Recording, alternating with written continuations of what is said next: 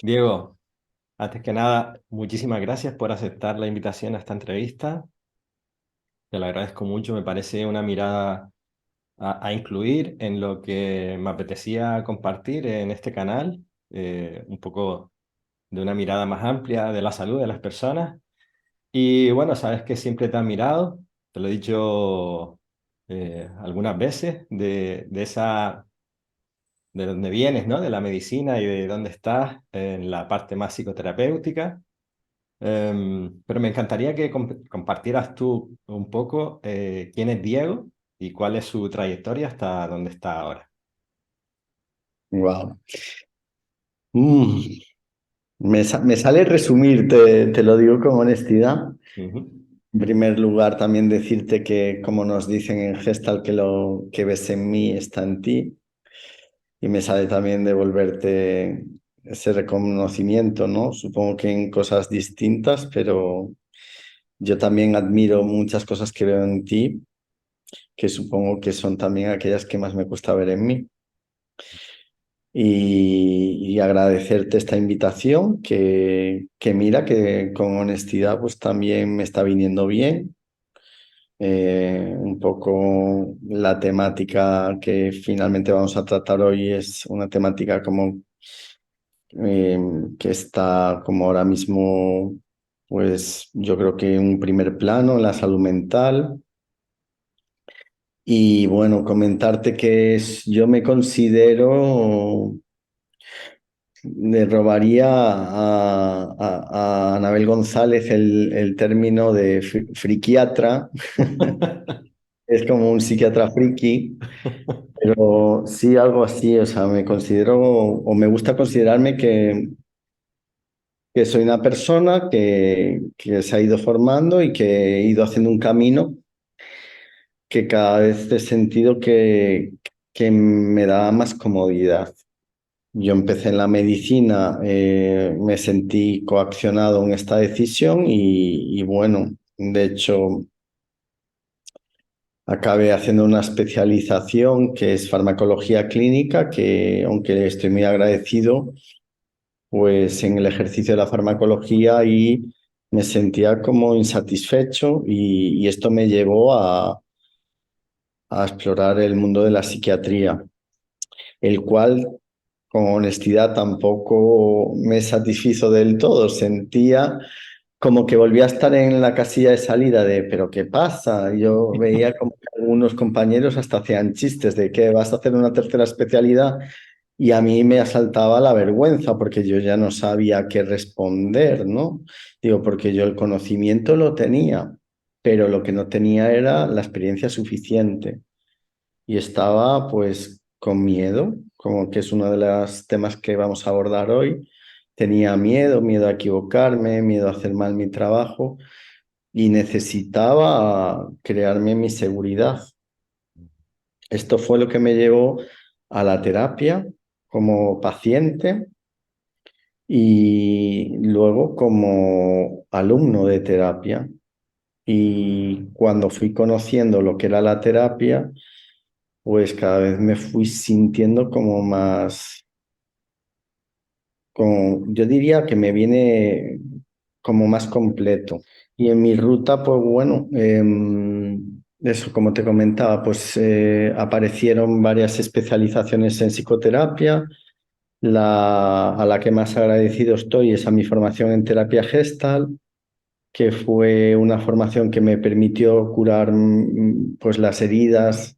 Yo le digo a mi terapeuta todos los rabuños que tenía de toda mi crianza y de toda mi adolescencia y de toda mi vida adulta, pues desinfectar las heridas que no habían cicatrizado. Y bueno, cuando ya estaban todas esas heridas como más curaditas, pues ya me sentía más persona, más, más eso, más completo, menos dañado y con más capacidad para afrontar cosas, ¿no?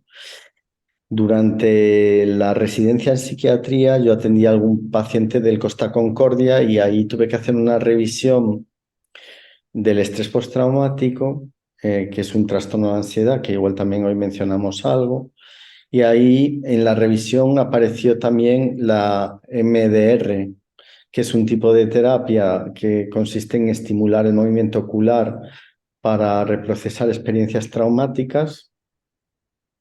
Y una vez que finalicé mi formación como terapeuta gestal, empecé a interesarme por MDR y me he formado como terapeuta MDR. Ujú. Y la verdad es que conforme pues iba conociendo, practicando como usuario y como terapeuta, me he ido como sintiendo cada vez más cómodo. Y yo creo que, bueno, no me puedo quejar demasiado porque yo creo que este camino, pues, que elegí es un camino más agradable para mí y siento que en el día a día disfruto de mi vida. Y esto sí que me gusta. Ah. Quería contar contigo por el tema de la ansiedad.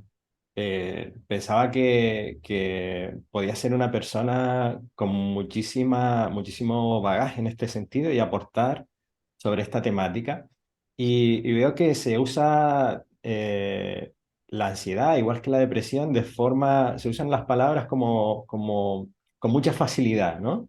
Las personas tienen ansiedad, dicen que tienen ansiedad y depresión con mucha facilidad.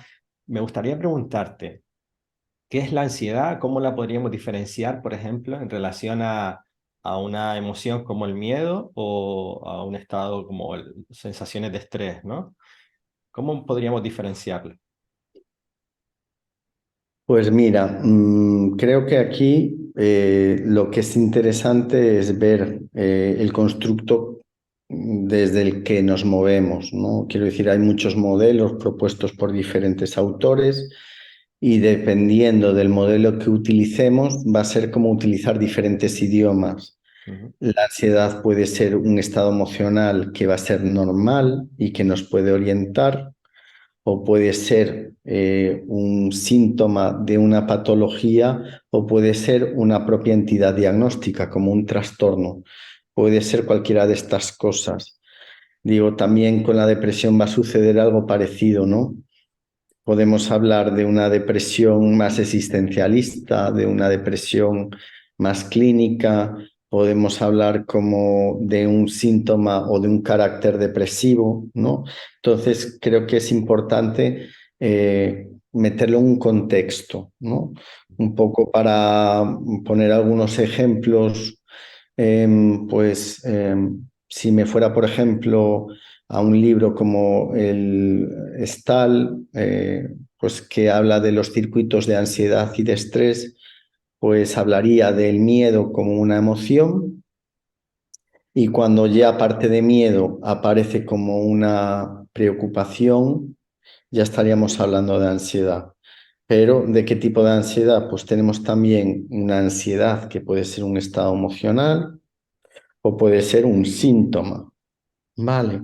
A mí me gusta intentar entenderlo como si todo estuviera conectado de alguna forma, ujú, porque el cerebro está como constituido por unidades que se llaman las neuronas y normalmente pues todo está como muy conectado, todo está como conectado y todo tiene mucho sentido. El circuito del estrés está relacionado con la ansiedad y con los circuitos de estados afectivos y también tenemos entidades que se llaman trastorno por estrés postraumático, trastorno de ansiedad, trastornos depresivos, pero no hay como carreteras exclusivas que digan, este es concretamente una carretera que lleva la emoción del miedo o esta es una carretera que lleva específicamente la emoción de la ansiedad y cuando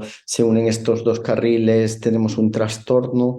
Necesitamos meterlo en un contexto, ¿vale? El miedo es una emoción que va a aparecer cuando hay un peligro real y si soy consciente de que lo siento en el cuerpo, pues lo que voy a hacer probablemente es intentar buscar seguridad. Y buscar seguridad, dependiendo del contexto, puede ser alejarme, pues por ejemplo, en caso de que un animal peligroso me persiga, puede ser reducir la velocidad en caso de que vaya en un coche y vea una señal de una curva peligrosa, etcétera, etcétera, ¿no? Ujú, En la Gestalt, a mí me gusta pensar que la ansiedad la denominan a una excitación del sistema nervioso, pero que claro, que muchas veces ni siquiera se ha formado como una figura o un asunto, ¿no? Todavía no podemos ponerle un nombre, pero ya hay como un estado de excitación. Y dependiendo de cómo la persona lo viva y lo perciba, puede ser más o menos agradable o desagradable. Y dependiendo del contexto, pues nos va a llevar a la formación de una figura en un asunto y probablemente nos ayude a entender lo que nos está pasando. A mí me gusta ponerle un ejemplo a mis pacientes y decirles que a veces la ansiedad emocional es como la alarma que sonaría en casa, pues cuando entran unos ladrones, por ejemplo. ujú, Y me gusta pues decirles, si entran unos ladrones, ¿cómo se resuelve eso, no? ¿Cómo se puede un poco afrontar eso, no? Digo, dicen, pues llamando a la policía, por ejemplo, o si son bajitos y no tienen armas, pues enfrentándolos, o si son muchos, si están armados, igual yéndote por patas de la casa, ¿no? ujú, Tiene un componente que también recuerda un poco al miedo, ¿vale? Y claro, digo, lo que no resolvería el problema es desconectar los cables de la alarma, ¿vale? Y esto es lo que muchas veces el paciente en consulta espera o te pide, ¿no? O sea, para mí el problema es sentirlo. Para mí el problema es el ruido de esta alarma. Quítamelo. Y ujú. yo les trato de decir, oye, claro, pues que si te quito la alarma es que te van a robar la casa.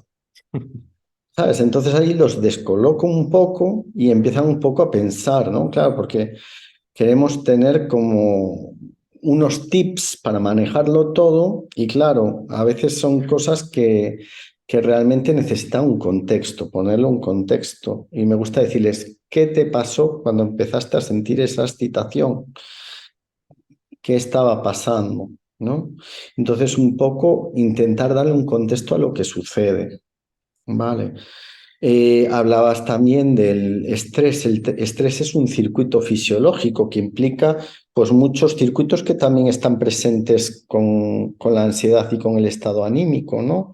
Estructuras como el nervio vago, que tiene como una parte que es lo que llamamos el simpático mimético, otra parte que es el parasimpático mimético, y que son estructuras que implican pues, a grupos de neuronas cerebrales, al corazón, a los órganos digestivos y que nos preparan pues, para algunas cosas. En concreto, el estrés, cuando hay un trabajo adicional, digamos que sería como reclutar como energías que nos permitan sacar ese exceso de trabajo extra y para eso reclutamos pues un poquito más la energía de otras partes y eso durante un tiempo se puede sostener, ¿vale? Pero si nos demandan, por ejemplo, un trabajo crónicamente aumentado, si nos piden tareas crónicamente aumentadas, pues entonces este circuito activado crónicamente pues ya nos lleva a la enfermedad hacia la aparición de lo que sería, por ejemplo, los trastornos de la ansiedad.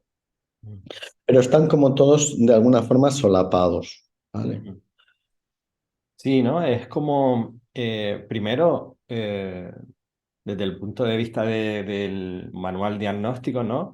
Hay muchísimas divisiones de los trastornos de ansiedad diferenciadas en función de qué área afecte, por ejemplo, ¿no? Y incluso la relación con la propia depresión también, ¿no? Hay cierta relación ahí. ¿Qué variantes son las que te puedes encontrar, se puede encontrar una persona? Hablabas antes del estrés postraumático, no sé qué relación puede tener eso con la ansiedad. ¿Qué variantes hay de la ansiedad y cuáles son las que atiendes más habitualmente en consulta por las visitas de pacientes? Vale, pues entraríamos ya, por ejemplo, en esta línea que separaría un poco lo que es lo fisiológico de lo que sería como patológico, ¿no? A veces esta línea no es tan estupenda, ¿no? No todo el mundo va a experimentar la ansiedad o vivirla de la misma manera, ¿no? Entonces, ya desde ahí, pues el punto en el que yo recomiendo un poco consultar es cuando está interfiriendo con el buen funcionamiento de una persona, ¿no? Eh, si estamos hablando de la ansiedad emoción, la vamos a tener toda la vida. Si estamos hablando, el estrés puntual es algo fisiológico y normal. Sería cuando ya este estrés se ha vuelto crónico o cuando la ansiedad se ha vuelto muy intensa o muy duradera en el tiempo. Esos son como los contextos en los que yo recomiendo consultar. ¿Y qué camino recomiendo yo seguir? Yo recomiendo primero la vía médico. Médico, si puede ser el primero, el de cabecera o el pediatra. ¿Por qué? Porque estamos hablando de excitación del sistema nervioso y probablemente todo esté bien, ¿vale? Pero lo primero sería descartar que no haya una afectación de otros aspectos de la vida. Normalmente en la gente joven es raro que algo falle, que tengas una arritmia, es muy raro que tenga, pero bueno, puede haber una anemia que pueda justificar que tu corazón intente pues bombear un poco más rápido y que aparezca como una sintomatología física que se pueda confundir con ansiedad, o puede haber un problema en la tiroides que pueda también confundirse con algunos síntomas. Entonces, lo primero que yo recomiendo es eso, un chequeo médico. Estamos ahora en una sociedad en la que es muy frecuente hacerse controles médicos. La gente joven probablemente va a estar bien, pero aún así, si nunca han experimentado ansiedad y sucede, lo primero que les recomiendo es que vayan al médico, ¿vale? Que les exploren dependiendo de los síntomas que estén experimentando, porque esto que te comentaba son circuitos que conectan con muchísimos órganos, con los pulmones, con el corazón, con el tubo digestivo. Descartar la posibilidad de que haya alguna enfermedad de cualquier aparato. Una vez que se ha descartado, pues ya está, ya sabemos que no es algo orgánico.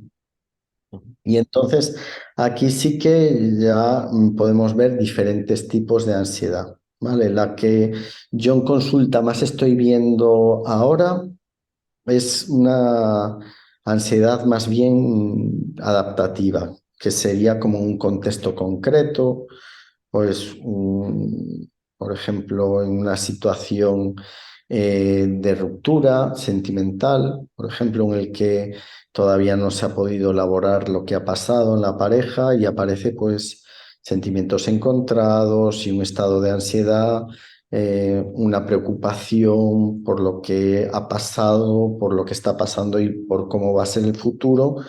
Y en ese contexto de estar como activando el pensamiento de forma rumiativa, pues muchas veces es cuando aparece esta ansiedad, ¿no?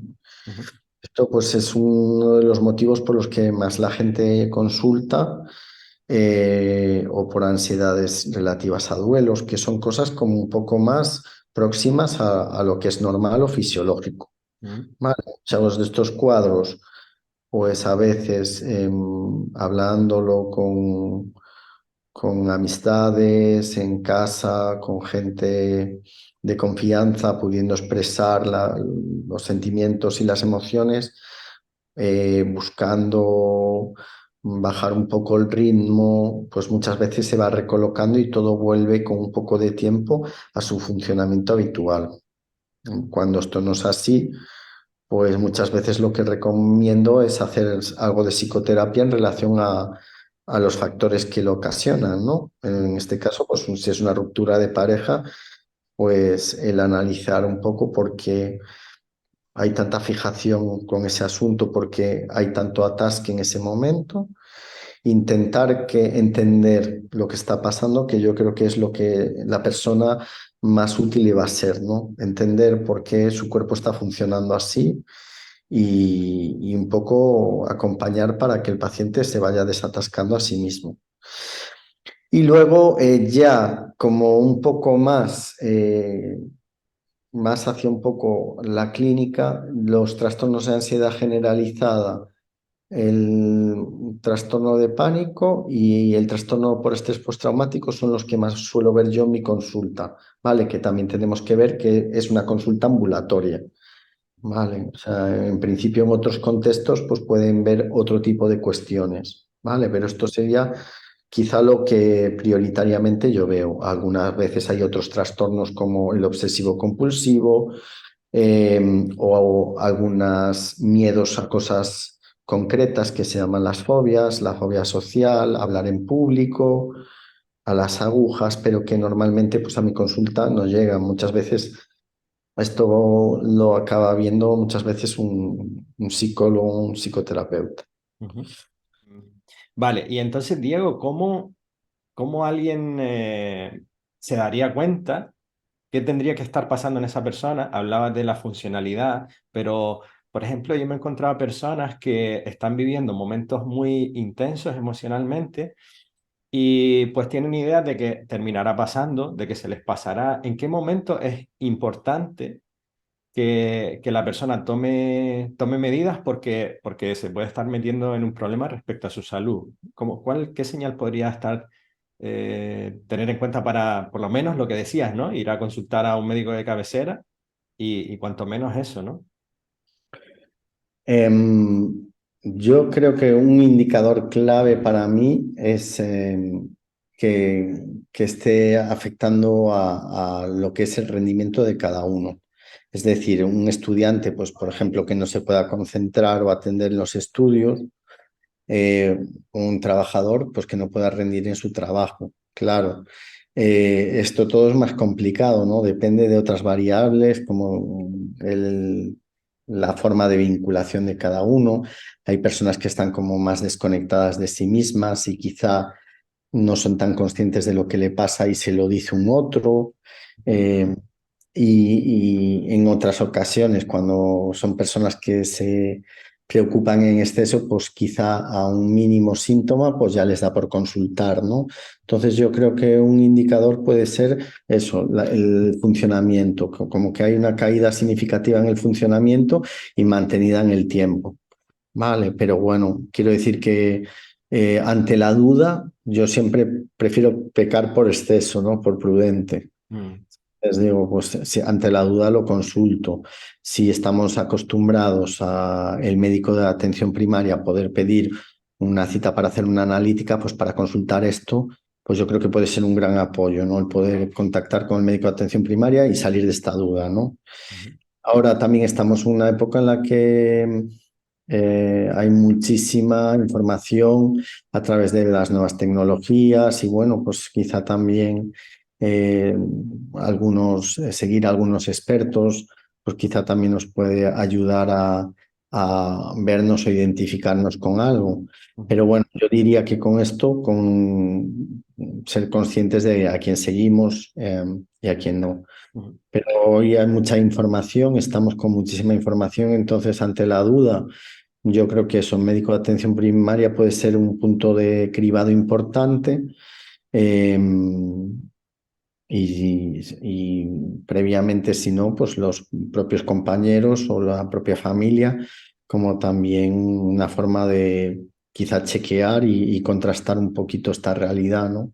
ujú, Pero diría que para mí sería el funcionamiento, cómo de interferido está el funcionamiento. Si el funcionamiento está muy interferido, yo creo que es importante atender pronto.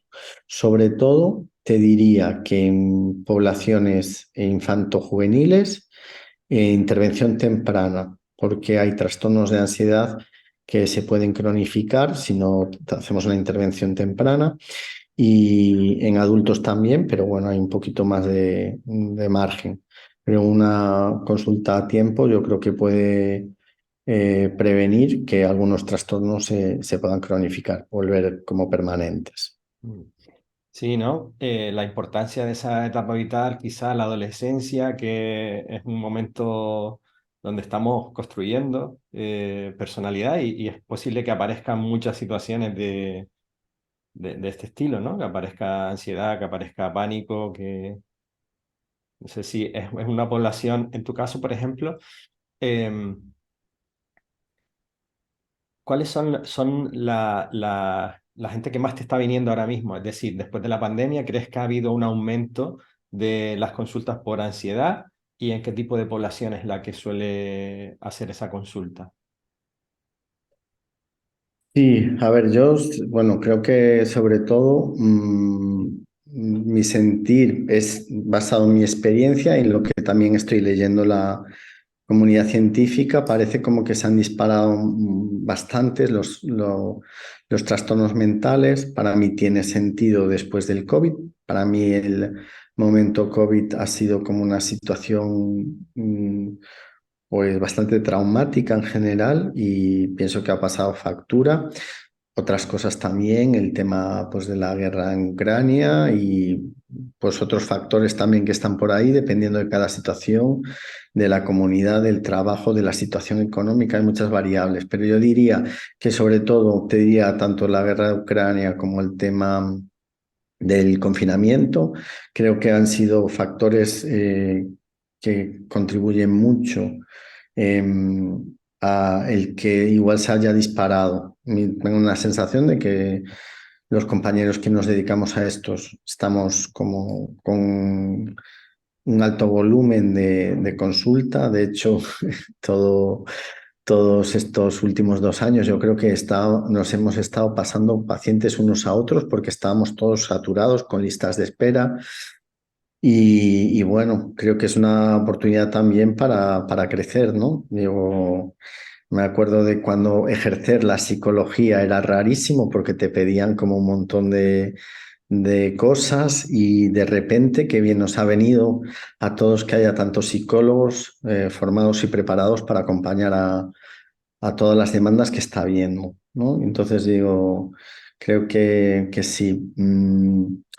Claro, lo que estoy leyendo sobre todo es que se han aumentado mucho los casos en adolescentes y a ver, para mí tiene sentido teniendo en cuenta como que quizá la repercusión de un adolescente de una situación como la del confinamiento en el momento de desarrollo en el que se encuentran, creo que puede tener mucho más impacto que quizá una persona que ya tiene pues, su identidad conformada, sus hábitos montados Ujú, y quizá esta contención, esta represión a la que hemos llevado al cuerpo durante el momento del confinamiento, yo creo que en el momento en el que todo se restaura, pues tienen que salir por alguna parte ujú, y con las consecuencias que a cada uno pues pueda ponerse en manifiesto, ¿no? Entonces digo, yo creo que en los adolescentes más, principalmente ansiedad y depresión, seguramente que más cosas, pero por aquí también me imagino que conductas adictivas también se habrán disparado. Y básicamente esto, sí que es verdad que mi población principal son adultos, yo atiendo a algún adolescente, pero en mi caso, sobre todo pues veo pues quizá el efecto que ha tenido pues el confinamiento también sobre las personas, ¿no? Sobre esa vuelta de tuerca más, sobre pacientes, pues ya muchos de ellos que ya estaban diagnosticados y otros que han empezado a presentar nuevos diagnósticos, ansiedad y depresión. Básicamente te diría que eso. ujú. Antes comentabas la importancia que hay, por ejemplo, en la ansiedad. Puede ser un estado emocional, pero luego es posible que el pensamiento entre por medio y se produzca una mezcla entre lo que pienso y las sensaciones que estoy teniendo. A lo mejor incluso puedo sentir miedo de estas sensaciones y se empieza a formar como un batiburrillo ahí dentro de nosotros. ¿Qué importancia tiene el cuerpo para ti, la conciencia de nuestro cuerpo, para poder gestionar bien la ansiedad? Pues yo creo que es clave, ¿no? Mm, Creo que, bueno, me venía a la mente pues el apego seguro, ¿no? Las bases del apego seguro y me venía a la mente una de esas bases que son como estos elementos de seguridad interna que tenemos, ¿no? Y uno de ellos es el conectar. Si yo sé que tengo hambre, si yo conecto con mi sensación de hambre y le pongo nombre, y tengo comida a mi alcance, yo puedo regularme. Vale, si tengo frío, si identifico por la temperatura de mi piel que tengo frío, yo puedo regular mi sensación de frío, ¿no? Mm, Si yo siento miedo, yo puedo regular mi miedo dándome seguridad. mm, Si yo siento enfado, pues puedo poner límites o protegerme. Y muchas veces esto, a veces se identifica lo primero en el cuerpo, ¿vale? Entonces, de alguna forma, si yo no sé lo que siento, ¿cómo voy a regularlo? mm, Por azar. Es como más complejo, ¿no? Entonces creo que es como el primer paso para poder encontrar una solución a lo que me pasa, sería el saber lo que me pasa, ¿no? Entonces, si yo sé que lo que tengo es un trastorno de ansiedad, desde que ya lo identifico, si yo sé que mi temblor no es un problema neurológico, sino que es un síntoma de ansiedad, pues quizá eso ya, el tener esa información ya me va a dar una paz, una tranquilidad y quizá me va a permitir no asustarme tanto cuando me sucede esto, poder entender por qué me está sucediendo y cuál es la mejor solución para lo que me está pasando. Entonces sí, yo creo que la parte del cuerpo es muy importante y que si acompaña todo el proceso va a ser más fácil. Si no está, no quiere decir que no se puedan encontrar soluciones, quiere decir que, bueno, probablemente habrá que trabajar más para encontrar soluciones más adecuadas. Pero cuando existe una conexión con el cuerpo, encontrar como las soluciones, pues muchas veces puede ser más fácil. mm, En mi- mm. Cuando tenemos ansiedad y la ansiedad está sostenida en el tiempo, muchas veces descansamos mal, el sueño se ve afectado, nuestra alimentación se ve afectada, ¿no? Y parece que al final el organismo es un todo interrelacionado, ¿no? Hay estudios que empiezan a relacionar nuestro sistema digestivo, nuestra microbiota con los estados emocionales, la ansiedad, la depresión. No sé si tú conoces algo al respecto, hayas podido mirar y hasta qué punto poder abordar, o si así lo abordas también en psicoterapia, por ejemplo, ver cómo está afectada el sueño o la alimentación para atajar ciertos aspectos que van a reducir sensaciones de ansiedad, porque si descanso mejor voy a tener más energía, poder estar más en mi centro y que lo otro se pueda ir estabilizando poco a poco. No sé si me expliqué con la pregunta. Pues sí, si no lo vamos viendo, si nos entendemos. Yo sí que siento como que hay una conexión eh, entre, bueno, el sistema nervioso central y todos los demás órganos eh, y que muchas veces, por eso insistía tanto en lo primero, despistaje orgánico, ¿no? Primero saber que si esto físico que me pasa es producto de un cuadro físico o no, o de un cuadro mixto que también puede ser. Entonces, esto yo creo que es muy importante. Si los síntomas que tengo son gastrointestinales, es importante que me toquen la barriga, es muy importante valorar si hay que hacer o no una analítica, es muy importante ver si mi hábito de vientre es el adecuado, si mi peso está bien, si mi apetito está bien, ¿vale? Hay a veces solapamiento de síntomas que tienen que ver con esto, con los trastornos de salud mental. A veces hay solapamiento, a veces coexisten, a veces son entidades distintas y a veces son la misma entidad. Ujú, Y bueno, tenemos lo que se llaman los trastornos psicosomáticos, en los que digamos que hay una ansiedad que es un trastorno de ansiedad en el que también hay manifestaciones a nivel corporal, que tiene mucho que ver a veces con esto que te comentaba, de si no sé lo que siento, ¿cómo lo voy a regular? ujú, Muchas veces, si yo no sé que estoy enfadado y no sé poner un límite para afuera, igual me trago mi enfado y me aparece una contractura, ujú, pero no hay ninguna explicación porque el colchón está bien, yo no he hecho ningún sobreesfuerzo, me hacen una radiografía que está todo normal, pero la contractura está ahí. Y me doy cuenta de que me pasa una temporada en la que estoy súper apretando los dientes o que me están pasando algo, pero que luego me hacen pruebas y no hay nada orgánico, ¿no? Con respecto a estudios, todo esto que estamos hablando son como pinceladas, digo. Em, Últimamente sigo mucho a una científica que se llama Nazaret Castellanos, que habla muchísimo al respecto de esto y que no quiero extenderme porque es que ella lo dice tan bonito, tan transparente y tan nítido y te lo presenta todo con evidencia científica que quién voy a ser yo para decir lo contrario, rebatirlo. Creo que no es algo exclusivo de esta mujer, yo creo que se está yendo en esa dirección. Hay muchos investigadores y psiquiatras y otro tipo de científicos que ya están avanzando en el ver que las enfermedades mentales tienen una respuesta global, no solo a nivel mental, está muy conectado pues con la inmunidad, con las defensas. Eh, a veces cuando uno está enfermo le hacen pruebas y salen marcadores de que las defensas están bajas o de que aparece como una enfermedad autoinmune.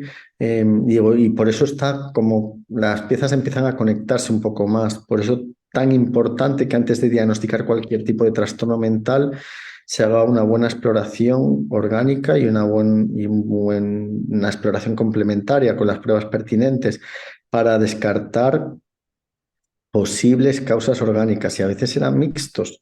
Y yo creo que cada vez se irá encontrando más las piezas del puzzle, pero sí, nosotros cuando tratamos la depresión siempre decimos a los pacientes que los medicamentos ya están haciendo un efecto a nivel gastrointestinal, que a veces se tolera, que a veces no se tolera.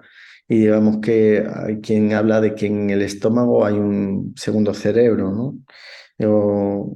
Está todo conectado, pero todavía no tenemos como una respuesta única o exclusiva. Hace como unos meses yo hacía una revisión para el síndrome del intestino irritable que, bueno, me preguntaban que si se sabía, pues eso, cómo se explicaba que existieran pues más enfermedades mentales en pacientes con síndrome del intestino irritable. Y bueno, se está haciendo mucha investigación, se han hecho también ensayos clínicos con probióticos, con resultados pues dispares, ¿no? Ujú. Pero cada vez empieza a haber como una cierta cultura de atender también a estos síntomas, ¿no? Intentar, al fin y al cabo, entender lo que pasa y dar una solución. Porque claro, digo, a veces intentamos tener una respuesta única y a veces no todo se puede explicar por una causa y otras veces sí. Mm. Pero por lo menos aliviar, y si por encima podemos conseguir el alivio, pues con hábitos saludables, yo creo que es como lo básico, ¿no? Mm. Los buenos hábitos en todos los sentidos, al dormir, en la comida, en el deporte, van a ser muy importantes. Y tener una alimentación saludable cada vez tiene más importancia, descansar las horas suficientes, etcétera, etcétera. Y contestando también un poco lo del punto anterior que me decías, José, que yo te hablaba de siento frío, siento calor, me pongo un abrigo, me lo quito, siento hambre, como. Hay muchas veces que la gente, las acciones que intenta hacer para atender sus necesidades es sobrepensar, ¿no? Digo, es como tengo sed y en vez de beber un vaso de agua es pienso si tendré agua en la nevera. Vale, pero tendré agua en la nevera. Pero tendré agua en la nevera y si no la tengo, y habrá en el almacén algún refresco. Si lo que tengo es sed, lo que me va a quitar la sed no es pensar si tengo agua en la nevera, es levantarme, llenar un vaso de agua y bebérmelo. Mm. Entonces, quiere decir que mucha gente se enreda también porque intenta realizar acciones mentales para regular sensaciones corporales. Y bueno, a veces viene bien el diálogo interno positivo, no machacarnos, nos viene muy bien, pero a veces no es suficiente. Y estar recordándonos una cosa una y otra vez y otra vez y otra vez no solo no mejora la situación, sino que hace muchas veces que nos pongamos peor, mm, que aparezca un estado de ansiedad que nos inducimos pues a través de un mensaje que no tiene sentido decirnos. mm. Vale. Interesante, ¿no? Esa exceso de pensamientos, esta cultura, sociedad donde el pensamiento ha tomado un lugar tan importante y como bien dices, a veces nos enredamos con el pensamiento como forma de regular o incluso de hacer a un lado lo que estamos sintiendo, ¿no? De no sentirlo tanto. Eh, a veces todavía me llegan personas, a pesar de la época en la que estamos viviendo, que tienen cierta resistencia o cierto miedo todavía a ir a sesiones de psicoterapia, a lo que pueda aparecer en una sesión. Incluso también a esa idea de tener que tomar fármacos, ¿no?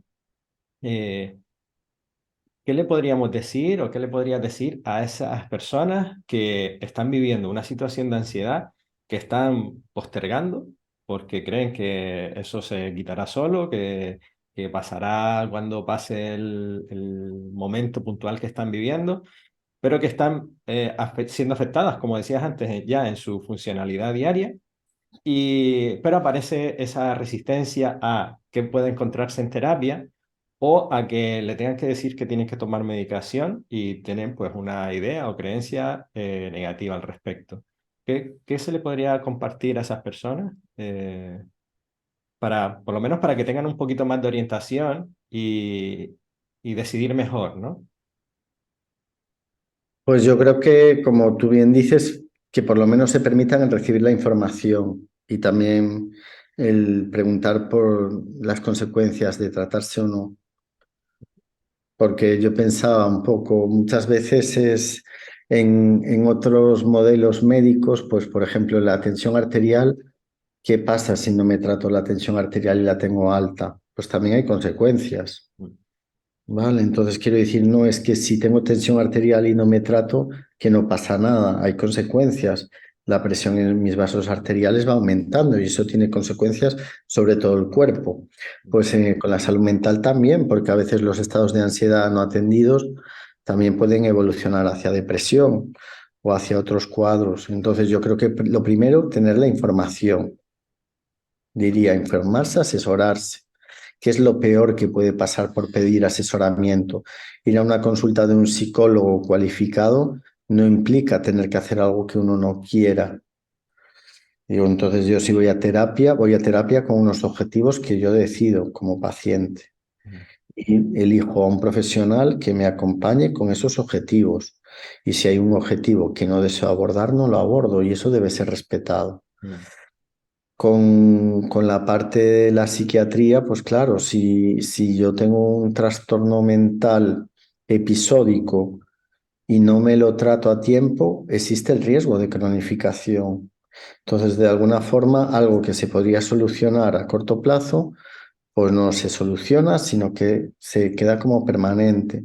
Permanente no quiere decir que no tenga solución, pero quiere decir que la solución ya va a tener que ser permanente si queremos que el paciente tenga una buena calidad de vida.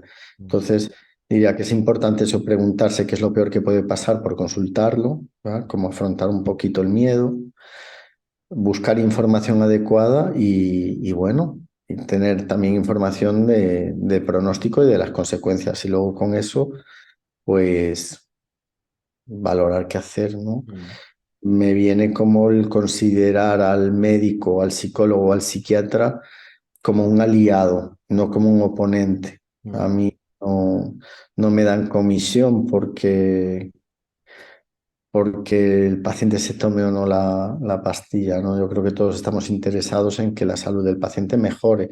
mm, Y si puede ser de forma, cuantos menos medicamentos o incluso sin medicamentos y con psicoterapia, yo creo que menos es más, ¿no? Entonces, un poco informarse para saber lo que pasa y para plantearse y afrontar, ¿no? Salir un poco de, de simplemente quedarnos en el miedo, porque también ahí vamos a distorsionar las cosas y quizá lo estamos haciendo todo más grande de lo que es. mm. Esa mirada respetuosa siempre es una de las cosas que admiro de ti.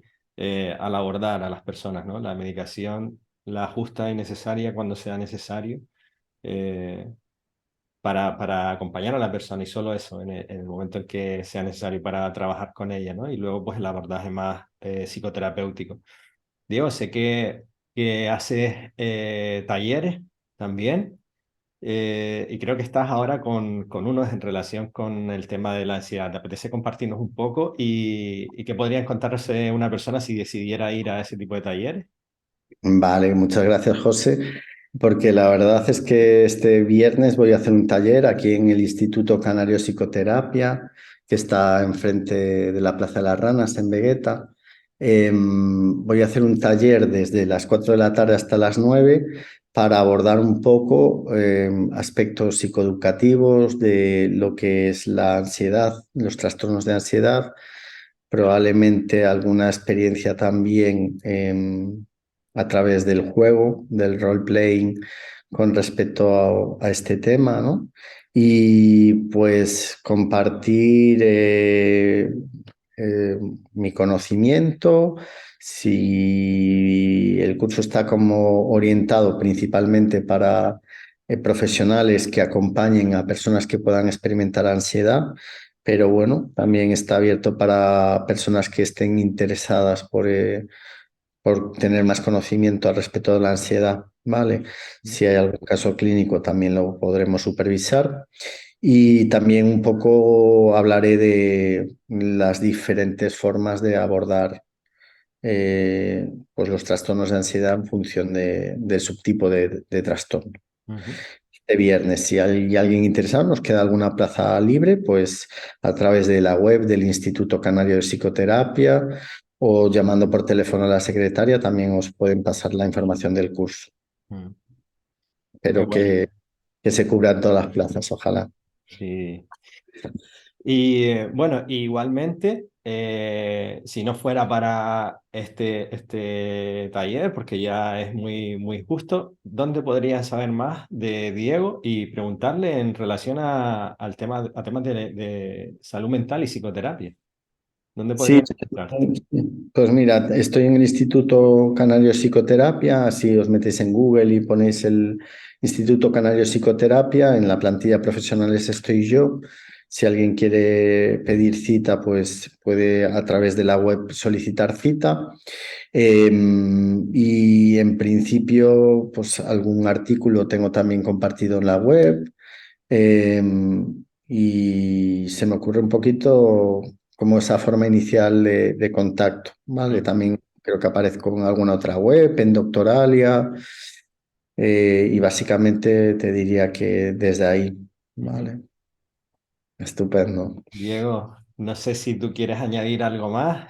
Eh, Vale, yo creo que así, sí quería comentar una cosa y ya con esto termino, porque el abordaje de la ansiedad, cuando fármacos, cuando psicoterapia, pues comentar que sí que dependerá del momento, de la repercusión funcional. No es lo mismo tener un episodio de un ataque de pánico puntual que tener ataques de pánico con mucha frecuencia o tener ansiedad de más de 3 o 6 meses de duración que tenerla una semana, ¿no? La actitud del abordaje va a ser diferente y lo que sí me gustaría transmitir es una idea que creo que a veces es un poco confusa, pero sí que creo que es importante. Los trastornos de ansiedad, cuando la ansiedad dura más de 6 meses y requieren tratamiento farmacológico, la base del tratamiento farmacológico debe ser un antidepresivo, mm, ¿vale?